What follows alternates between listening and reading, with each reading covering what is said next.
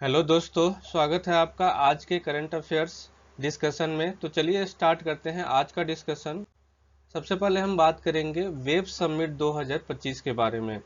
भारत अपने मीडिया और मनोरंजन उद्योग को बढ़ावा देने के लिए 5 नवंबर से 9 नवंबर के बीच फरवरी 2025 में कौन सा वैश्विक कार्यक्रम आयोजित करेगा। तो ये है आपका वेब समिट। वेब समिट 2025 जो है वो फरवरी 2025 में आयोजित होगा। और ये आपको जो है वेब समिट जो है ये वर्ल्ड और इसका फुल नेम जो होता है वो world audio visual and entertainment summit 2024, और ये नवंबर में भी आयोजित हुआ था जो कि गोवा में नवंबर 2024 में आयोजित होगा गोवा में। ये आपको इंटरनेशनल फिल्म फेस्टिवल के साथ ही आयोजित किया जाएगा, ठीक है। और उसके बाद फिर फरवरी में इसका आयोजन जो है वो आपको किया जाएगा जो कि भारत में ही होगा। तो ये आपको वेब समिट 2024-25 के बारे में खबर है। उसके बाद हम बात करते हैं डेयरी सरकारी समितियों के माध्यम से महिलाओं को सशक्त बनाने के लिए, कुपोषण से लड़ने के लिए एक पहल शुरू की गई है जिसका नाम है श्वेत क्रांति 2.0। श्वेत क्रांति 2.0। तो ये जो कार्यक्रम है ये आपको डेयरी मंत्रालय की पहल है। इसके तहत 1 लाख पैक्स का गठन किया जाएगा और पैक्स को जोड़ा जाएगा। और ये जो प्रोग्राम है इसके लिए फंडिंग की जा रही है नेशनल डेयरी डेवलपमेंट बोर्ड के द्वारा। नेशनल डेयरी डेवलपमेंट बोर्ड के द्वारा फंडिंग की जा रही है। तो याद रखिएगा श्वेत क्रांति 2.0। श्वेत क्रांति 1 जो है व्हाइट रेवोल्यूशन कब आया था, तो 1960 और 70 के दशक में आपको व्हाइट रेवोल्यूशन 1 आया था जिसमें आपको वर्गीज कुरियन उसके जन्मदाता थे। किसानों के लिए घोषित नई ऋण गारंटी निधि राशि क्या है, तो 1,000 करोड़ रुपया घोषित किया गया है नई गारंटी के रूप में। किसानों को सहायता देने के लिए केंद्रीय मंत्रिमंडल के द्वारा पीएम किसान योजना को एक्सपेंड किया गया है। तो पीएम किसान योजना क्या है इसके बारे में हम समझते हैं। प्रधानमंत्री अन्नदाता अन्न संरक्षक अभियान जो है ये एक अम्ब्रेला प्रोग्राम है। यानी कि ये अम्ब्रेला प्रोग्राम का मतलब होता है एक प्रोग्राम में कई सारे सब स्कीम जो है वो शामिल होते हैं। जैसे इसमें आपको अगर बात की जाए तो प्राइस सपोर्ट सिस्टम का मतलब होता है किसानों का जो खाद्यान्न है उसका न्यूनतम मूल्य उसको उनको देना सुनिश्चित करना, जो कि एमएसपी जो होता है वो प्राइस सपोर्ट सिस्टम का पार्ट है। यानी कि सरकार जो है वो किसानों से खरीद करती है एमएसपी पे, तो वो प्राइस सपोर्ट सिस्टम के तहत की जाती है। उसके बाद एक प्रोग्राम है इसका जो प्राइस डिफिशियंसी पेमेंट स्कीम। तो सरकार जैसे सरकार कहती है कि आप अपना अनाज जो है वो किसी प्राइवेट जो खरीदार हैं जो खरीदने वाले हैं उनको भी आप बेच सकते हैं अगर वो प्राइवेट प्लेयर है जो जिसके द्वारा जिससे आप अपना सामान बेच रहे हैं उसके द्वारा अगर एमएसपी से कम भुगतान किया जा रहा है, तो सरकार उस कम राशि का, जैसे मान लीजिए 100 रुपया क्विंटल आपने गेहूं बेचा, ठीक है, और सरकार के द्वारा 150 रुपया निर्धारित है, तो 50 रुपये का जो भुगतान है वो सरकार जो है आपको देगी। तो ये हो गया price deficiency payment scheme. MSP से कम खरीद पर इसका भुगतान किया जाता है। इसके अलावा जो है इस अम्ब्रेला प्रोग्राम में pilot for private procurement and stockist scheme जो है इसमें किया गया है। इसमें क्या है कि प्राइवेट प्लेयर्स को भी किसानों से खरीद के लिए उनको इंक्रीमेंट दिया जाता है ताकि वो भी खरीदें और एमएसपी से ज़्यादा पर प्राइस उनको मिले ताकि किसानों को बेचने के लिए विकल्प भी मिल सके। अब अगली खबर जो है वो जैव प्रौद्योगिकी नवाचार को बढ़ाने के लिए कौन सी योजना बनाई गई है, तो बायो राइड योजना बनाई गई है। इसके बाद बात करते हैं नई योजना के अनुसार आदिवासी गृहस्थी के लिए अधिकतम अनुदान क्या राशि है। अधिकतम अनुदान की राशि जो है वो 5 लाख निर्धारित की गई है। संशोधित 2026 राष्ट्रमंडल खेलों की मेजबानी कौन सा शहर करेगा, तो ये आपको ग्लासगो में होगा। याद रखिएगा कि 2026 का राष्ट्रमंडल खेल जो है वो ग्लासगो में होगा। संयुक्त राष्ट्र महासभा के उस प्रस्ताव से कितने देशों ने परहेज किया जिसमें इजराइल से फलस्तीन क्षेत्रों पर कब्जा कर खत्म करने का आग्रह किया गया था? तो इसमें 43 कंट्री जो थे उन्होंने कहा कि नहीं, हम न्यूट्रल रहेंगे, तो उसमें भारत भी शामिल था। ठीक है, अब बात करते हैं अगला जो फैक्ट है, उसमें कहा गया है कि कौन सा संस्थान जो है जिसकी स्थापना मुंबई में की जाएगी, और वो आपको animation, visual effects, gaming, comics और एक्सटेंडेड रियलिटी के लिए काम करेगा। तो ये आपको होगा नेशनल सेंटर फॉर एक्सीलेंस।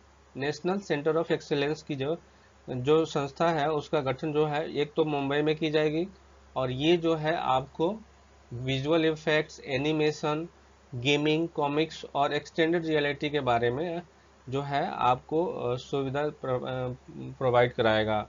उसके बाद जो खबर है उसमें कहा गया है कि कौन सा शहर जो है उसको इनिशियल इम्प्लीमेंटेशन के लिए चयन किया गया है न्यू राशन डिलीवरी सिस्टम के लिए। तो ये आपको रांची शहर जो है इसका चयन किया गया है न्यू राशन डिलीवरी सिस्टम के लिए, याद रखिएगा। Who was appointed new narcotics control bureau director general? तो ये याद रखिएगा, अनुराग गर्ग को एनसीबी का चीफ नियुक्त किया गया है, यानी कि नारकोटिक्स कंट्रोल ब्यूरो का चीफ जो है वो अनुराग गर्ग को नियुक्त किया गया है। What is the name of new fellowship program जो कि लॉन्च किया गया है ब्लू क्राफ्ट डिजिटल फाउंडेशन के द्वारा? तो अगर पूछता है कि कौन से संस्था के द्वारा जो है विकसित भारत फेलोशिप योजना जो है लॉन्च की गई है, तो ब्लू क्राफ्ट डिजिटल फाउंडेशन के द्वारा लॉन्च की गई है, याद रखिएगा, ब्लू क्राफ्ट डिजिटल फाउंडेशन के द्वारा लॉन्च की गई है। अब बात करते हैं अगले फैक्ट की। तो ये अगला जो फैक्ट है इसमें आपको फोकस के बारे में है। तो फोकस क्या है? ये एक डिवाइस है, स्कैनर डिवाइस है, जो कि मद्रास आईआईटी मद्रास के द्वारा इसको जो है खोज की गई है, इसका आविष्कार किया गया है। और ये जो है आपको स्पोर्ट्स इंजरी डायग्नोसिस करेगा। जैसे किसी को खेलते समय चोट लग गया तो वो इसमें एआई बेस्ड सिस्टम है, और वो उसी एआई बेस्ड सिस्टम के द्वारा उस आदमी का जो है स्कैनिंग करेगा और उसमें जो भी उनको दिक्कत होगी उसके बारे में बताएगा। उसके बाद बात करते हैं कौन सा इंस्टीट्यूट है नेशनल इंस्टीट्यूट जो उसने इंटीग्रेटेड ओशन एनर्जी एटलस जारी किया है? तो ये आपको INCOIS यानी कि Indian national centre for Ocean Information service. अगर INCOS की बात की जाए तो इसकी जो स्थापना है 1999 में की गई थी। 1999 में इसकी स्थापना की गई थी, और ये जो है हैदराबाद में इसका कार्यालय है, मुख्यालय है हैदराबाद, जो कि तेलंगाना में पड़ता है। मिनिस्ट्री ऑफ अर्थ साइंस के तहत इसका नोडल एजेंसी जो है वो मिनिस्ट्री ऑफ अर्थ साइंस है। मिनिस्ट्री ऑफ अर्थ साइंस के अंदर अर्थ साइंस सिस्टम ऑर्गेनाइजेशन है जो इसको मैनेज करता है। उसके बाद इसके द्वारा जो है ओशन इंफॉर्मेशन सर्विस प्रोवाइड की जाती है। तो ये आपने पढ़ा INCOS यानी कि Indian Centre for Ocean Information Service. अब अगली जो खबर है, where was the Indian International Maritime Dispute Resolution Centre जो है वो आपको कहाँ लॉन्च किया गया है? तो ये आपको मुंबई में लॉन्च किया गया है। What type of missile did India test successfully? 12 और 13 सितंबर को भारत ने कौन सा मिसाइल सफल परीक्षण किया है? तो ये है आपको VLRSAM यानी कि very large small radar system missile जो है ये आपको लॉन्च किया गया है भारत के द्वारा। अब बात करते हैं अगली खबर की।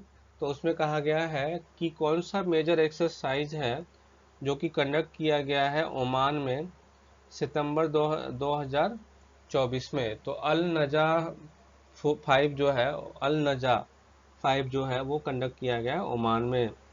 और उसके बाद से प्रधानमंत्री ग्रामीण सड़क योजना फेज 5 के बारे में बात की जाती है। तो इसमें कितने अनकनेक्टेड विलेज को जो है कनेक्ट करने के लिए स्वीकृति दी गई है? तो 25,000 विलेज की स्वीकृति दी गई है।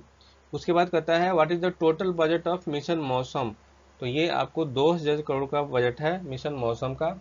What scheme is replaced FAME India phase 2? To promote electric vehicle in India. तो ये आपका हो जाएगा PM E Drive. PM E Drive जो है ये इलेक्ट्रॉनिक वाहनों के प्रयोग को बढ़ावा देगा और इसके लिए सब्सिडी मुहैया कराएगा।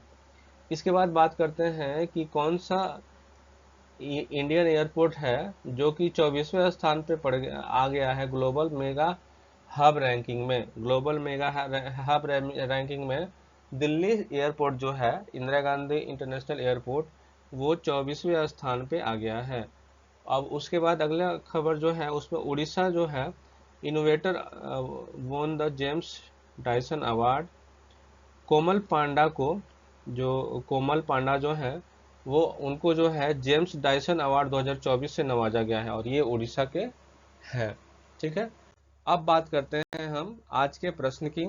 तो पहला जो प्रश्न है उसमें कहा गया है कि हाल ही में खबरों में आया एसिटानीलाइड क्या है, यानी कि what is acetanilide recently mention in news.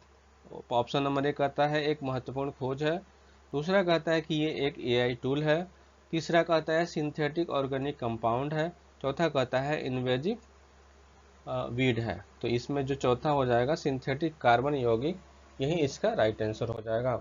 इसकी व्याख्या देखते हैं। तो ये न्यूज में क्यों था, तो हाल ही में क्या हुआ कि विशाखापट्टनम में 5 लोग जो है वो एसिटानिलाइड के जो बैग हैं वो कंटेनर को शिफ्ट कर रहे थे, तभी वो क्या है कि अनकॉन्शियस महसूस किए और वो हॉस्पिटलाइज हो गए। तो इसलिए ये जो इंसिडेंट था वो न्यूज में था। एसिटिलाइड की बात की जाए तो ये आपको सिंथेटिक ऑर्गेनिक कंपाउंड है।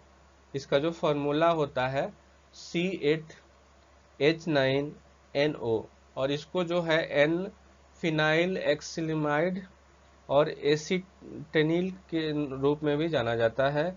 ये जो है उजला होता है और गंध रहित होता है, सॉलिड होता है। एसिटिक एसिड जो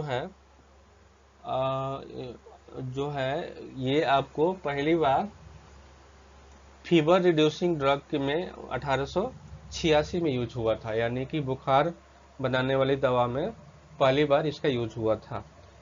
अब एसिटानिलीड की बात की जाए तो ये आपको पेन रिलीफ में यूज किया जाता है, यानी कि हेडक हो गया, सिर दर्द हो गया, क्रैम्प्स आ गया। लेकिन आपको ये जो है एसिटामाइनोफिन जो है वो आपको पैरासीटामोल के due to toxic side effect ये आपको हीमोग्लोबिन फंक्शन को जो है वो प्रभावित करता है। तो ये इसका साइड इफेक्ट भी है कि ये हीमोग्लोबिन फंक्शन को प्रभावित करता है। ये इसका जो यूज है आपको डाई की मतलब डाई के प्रोडक्शन में, जैसे हेयर डाई जो होता है, रबड़ के प्रोडक्शन में और अदर केमिकल्स के प्रोडक्शन में इसका प्रयोग जो होता है। तो ये थी खबर जो है, ये आपको खबर थी एसिटानीलिड बैग्स के बारे में।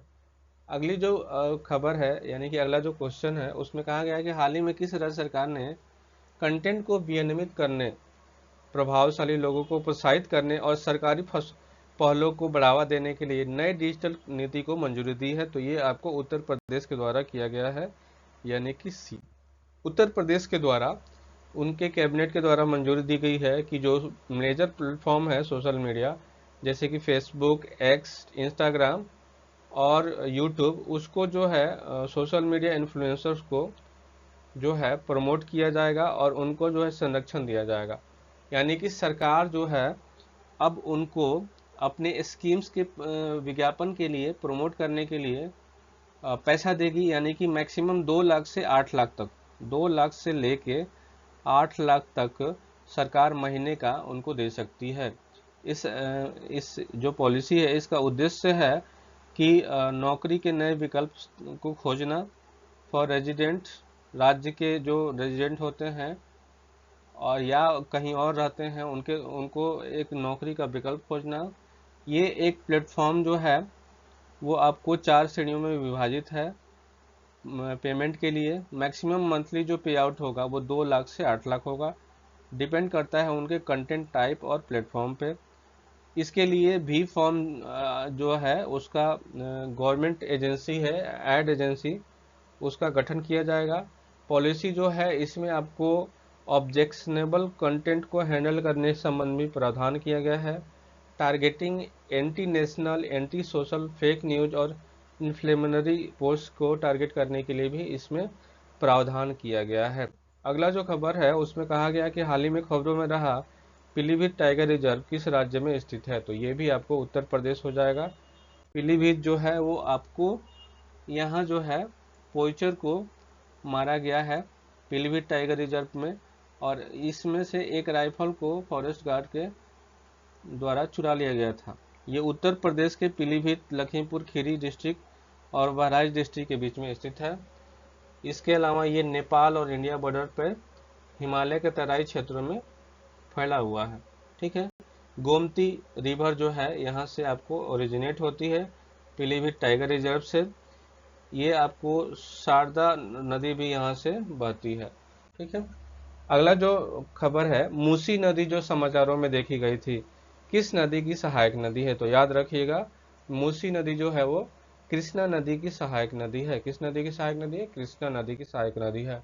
तो क्यों न इसको न्यूज में थी, तो ग्रेटर हैदराबाद म्युनिसिपल कॉरपोरेशन के द्वारा अपने सिटीजन्स को एडवाइस किया गया था कि वो अपने घरों के अंदर रहें, क्योंकि भारी बारिश जो है वो हो रही थी, जिसके वजह से मूसी नदी जो है उसके जलस्तर में काफ़ी वृद्धि हुई है। मूसी नदी जो है वो आपको तेलंगाना में बहती है और ये आपको कृष्णा नदी की ट्रिब्यूटरी यानी कि सहायक नदी है। जो ये नदी जो है वो आपको इसको मुचुकुंदा नदी के नाम से भी जाना जाता है, जो कि हैदराबाद यहाँ पे इसके किनारे स्थित है। और ये आपको नदी जो है ओल्ड और न्यू पार्ट्स ऑफ सिटी यानी कि हैदराबाद को 2 पार्ट में बांटती है। मूसी नदी जो है वो आपको अनंतगिरी हिल जो कि वायसराबाद के निकट है वहाँ से निकलती है और 250 किलोमीटर कवर करके ये आपको कृष्णा नदी में मिल जाती है। यानी कि अनंतगिरी हिल से निकल के 250 किलोमीटर की दूरी तय करते हुए ये कृष्णा नदी में मिल जाती है।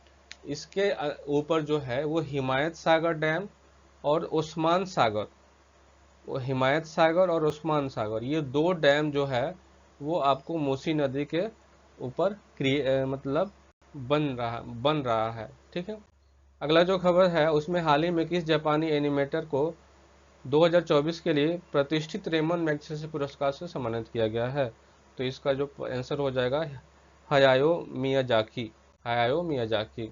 जापानी एनी डायरेक्टर जो है, एनिमी डायरेक्टर, उनको जो है यानी कि हायाओ मियाजाकी, उनको एशिया का नोबेल पुरस्कार, जो कि रेमन मैग्सेसे पुरस्कार को एशिया का नोबेल पुरस्कार कहा जाता है, से नवाजित किया गया है।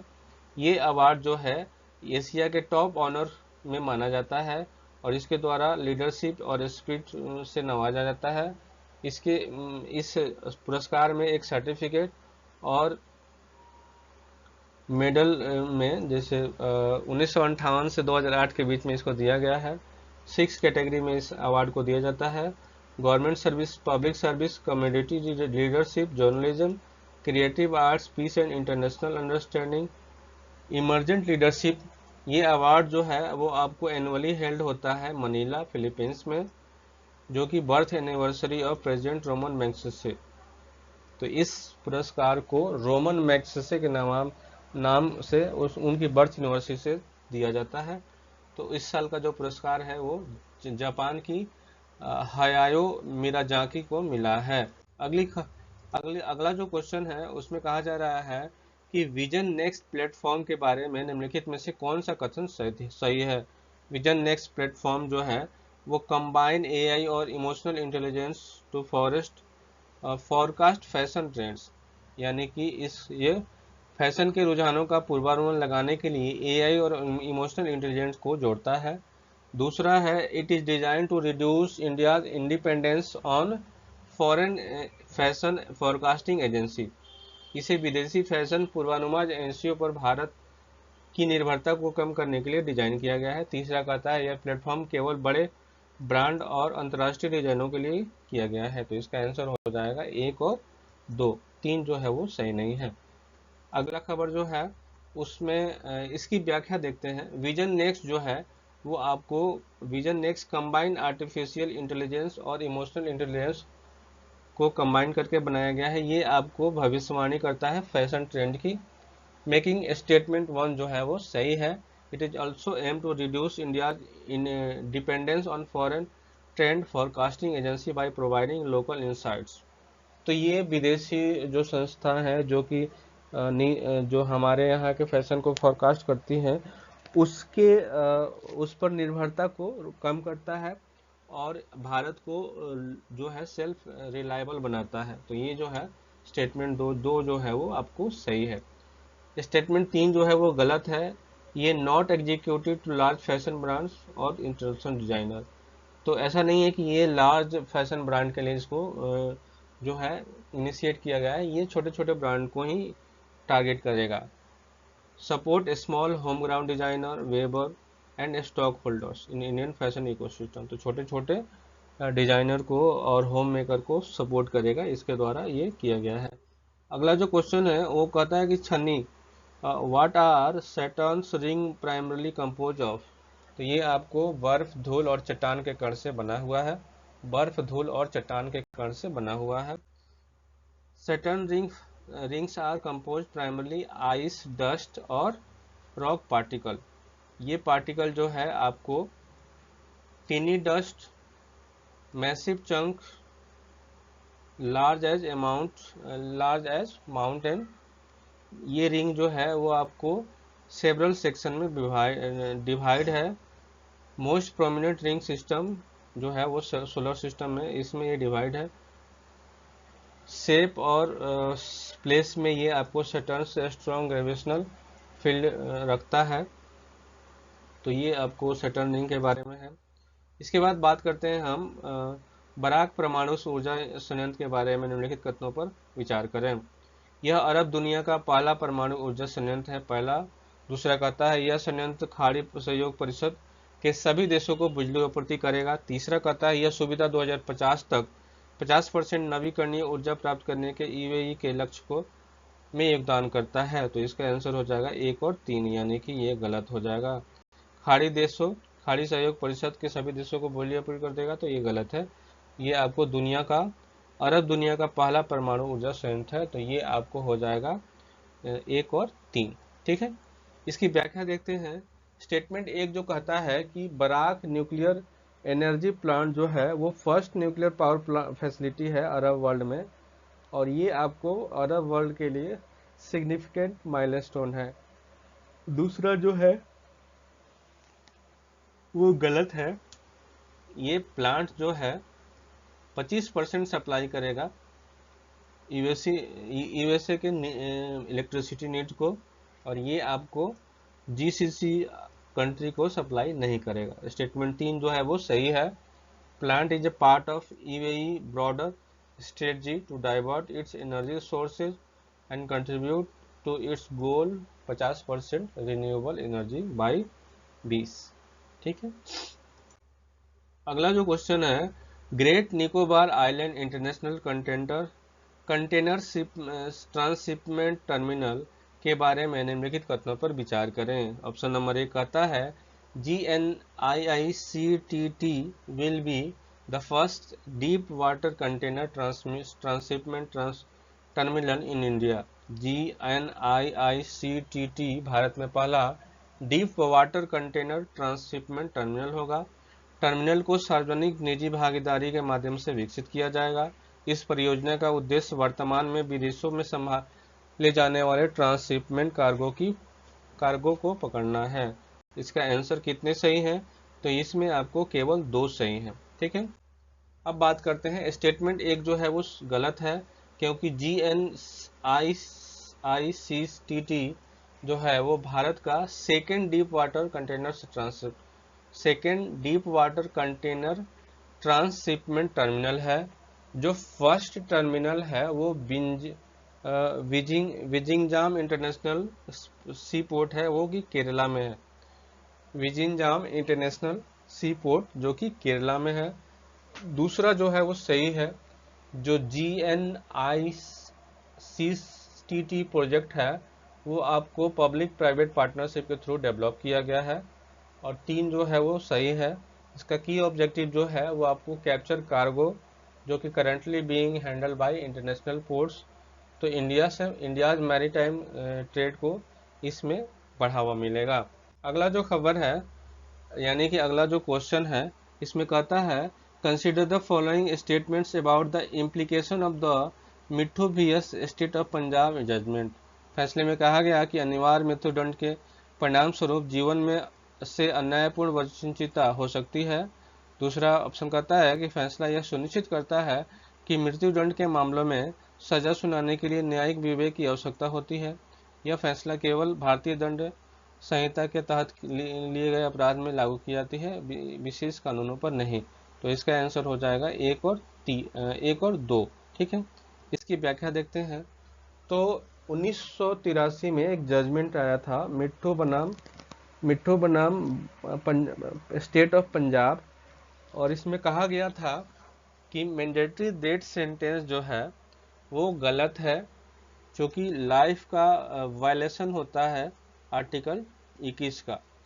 2 जो है स्टेटमेंट वो सही है, ये emphasizing the need for judicial discretion in sentencing, ensuring a case by case evaluation of capital punishment cases। तो ये आपको सही है। तीसरा जो कहता है कि incorrect because the ruling applies to all law imposing mandatory death sentence, not just those under the Indian Penal Code। तो सभी कोड को सभी केस को शामिल किया जाता है इसमें। तो ये थी आज की डिस्कशन, मिलते हैं अगले डिस्कशन में, तब तक के लिए धन्यवाद।